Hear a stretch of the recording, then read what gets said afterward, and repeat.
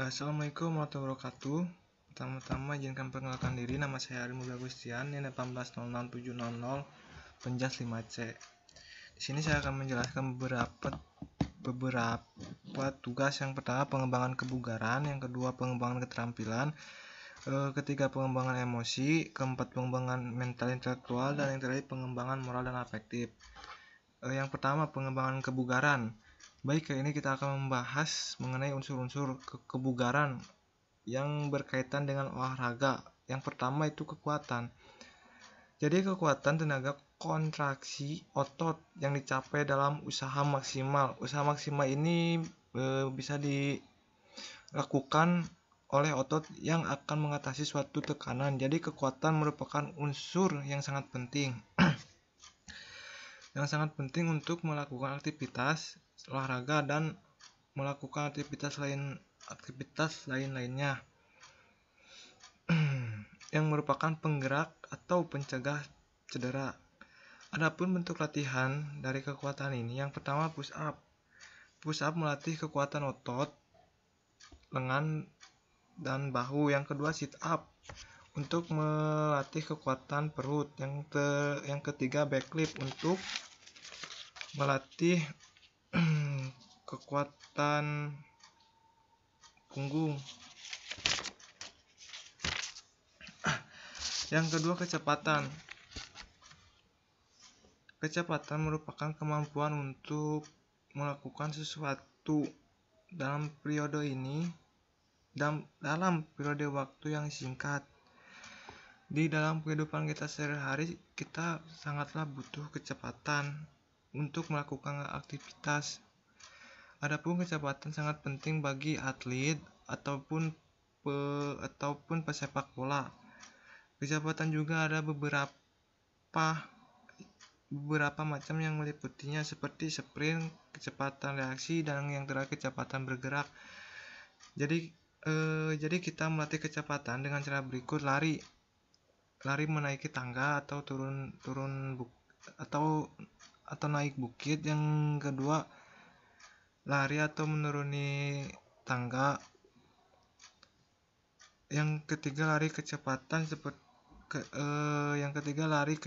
reaksi seperti permainan hitam putih. Dan yang terakhir lari sprint yang berjarak 40-60 meter. Yang kedua pengembangan keterampilan. Jadi manusia merupakan ciptaan Tuhan yang paling unik dan berbeda satu dengan yang lainnya. Dan manusia juga memiliki kepribadian yang berbeda-beda. Jadi kita juga dapat mengembangkan keterampilan kita dengan melatih keterampilannya seperti bermain alat musik, sepak bola, lari, kepemimpinan, dan tampil di tempat umum. Kemampuan seseorang dapat dilihat atau bisa ditanamkan sejak kecil saat masih sekolah dengan mengikuti ekstrakurikuler, sehingga kita bisa dapat mengembangkan keterampilannya dalam dirinya. Dan jika basic kita ada dalam bidang penjas, maka kita harus lebih mengembangkannya karena pentingnya atau minat seseorang pada saat tertentu saja. Maka dari itu pengembangan keterampilan sangatlah penting ditanamkan sejak kecil agar seseorang dapat menjalani kehidupannya dengan seimbang. Yang ketiga pengembangan emosional. Di dalam pendidikan jasmani, kita atau si anak dapat mengembangkan aktivitas jasmaninya dengan mengembangkan pengetahuannya, keterampilan motoriknya, dan perilakunya dengan cara hidup sehat dan afektif. Pendidikan jasmani juga memiliki tujuan. Yang pertama meletakkan landasan karakter moral, mengembangkan landasan kepribadian yang kuat seperti sikap cinta damai, sikap sosial, dan berpikir kritis. Terus mengembangkan sikap seperti jujur, disiplin, bertanggung jawab, kerjasama, dan percaya diri. Mengembangkan keterampilan mengelola diri. Di dalam pembelajaran emosional terdapat 5 unsur. yang meliputi yang pertama memahami emosi sendiri, mampu memahami emosi sendiri, mampu mengelola emosi sendiri, memotivasi diri sendiri, memahami emosi orang lain, mampu membina hubungan sosial. Adapun beberapa macam hal spesifik yang perlu dipahami dan dimiliki orang-orang saat emosi. Yang pertama, mengatasi stres. Stres merupakan tekanan yang timbul akibat beban hidup yang sangat berlebihan. Stres juga merupakan kemampuan kita untuk bertahan terhadap peristiwa-peristiwa buruk dan dapat menghadapi kesulitan tersebut. Yang kedua, mengolah diri sendiri. Kita juga dapat mengolah diri sendiri atau diistilahkan dengan menahan diri. Jadi secara umum, emosi tidak memiliki prinsip.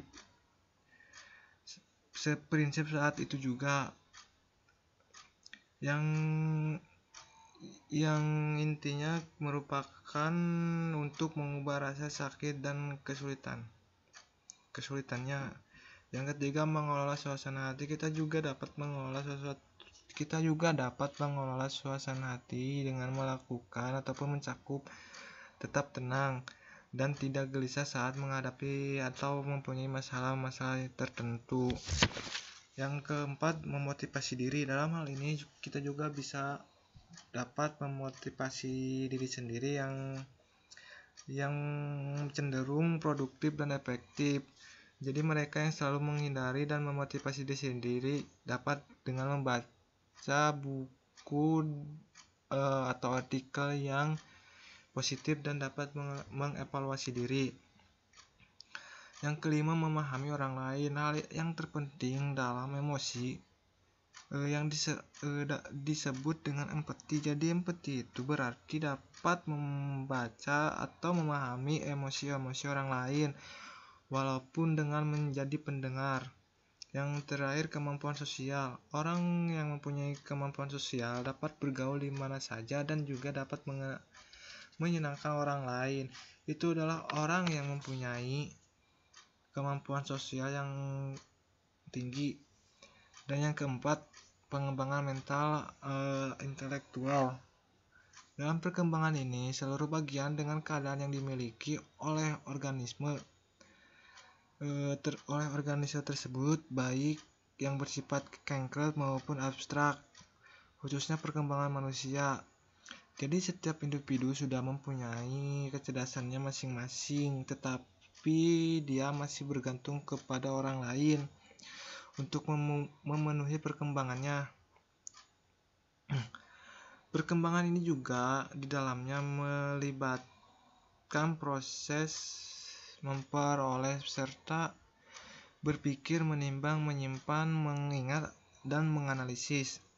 Maka dengan itu kita harus meningkatkan mental seseorang dengan potensi-potensi kecerdasan yang dimilikinya agar anak tersebut mempunyai rasa sosial yang tinggi dan juga tidak bergantung kepada orang lain. Maka dari itu kita sebagai pengajar wajib harus bisa meningkatkan mentalnya seseorang agar menjadi hidupnya lebih baik lagi supaya tidak selamanya bergantung kepada orang lain. Dan yang terakhir, pengembangan afektif dan moral.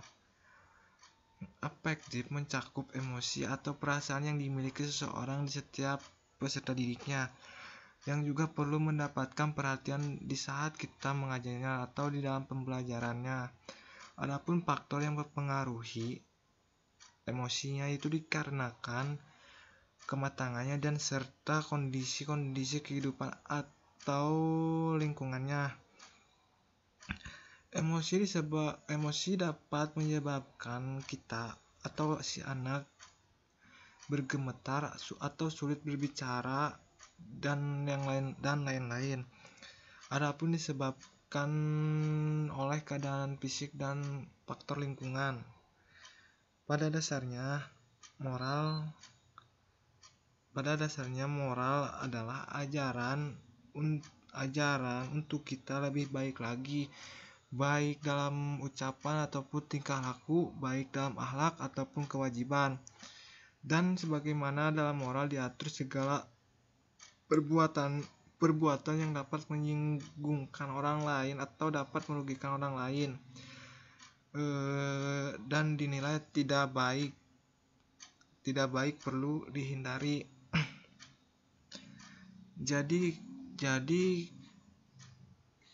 Jadi seorang guru harus bisa memberikan contoh yang baik atau contoh moral yang baik kepada siswanya agar si siswa dapat meniru perbuatan moral kita yang baik. Mungkin itu saja yang dapat saya jelaskan. Bila ada kesalahan mohon maaf. Terima kasih. Assalamualaikum warahmatullahi wabarakatuh.